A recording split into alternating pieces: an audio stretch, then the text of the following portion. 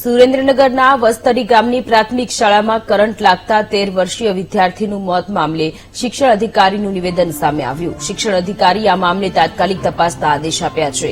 શાળામાં પાણીની electric motor શરૂ કરવા જતા સમયે આ ઘટના બની હતી. ત્યારબાદ સારવાર માટે હોસ્પિટલ ખસેડાયો હતો.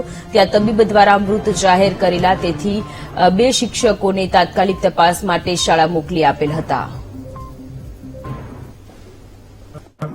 સરકારી માધ્યમિક શાળા વસ્તડીની અંદર સવારે 10:30 કલાકે બાળક ધોરણ 9 નું બાળક સુમિત અજીતભાઈ પાણી પીવા ગયેલ અને એ દરમિયાન એને વીજ કરંટ લાગતા એને તાત્કાલિક સાયલા સરકારી હોસ્પિટલમાં દાખલ કરવો પડેલો. એ દરમિયાન ડોક્ટરો દ્વારા મૃત જાહેર કરવામાં આવેલ છે.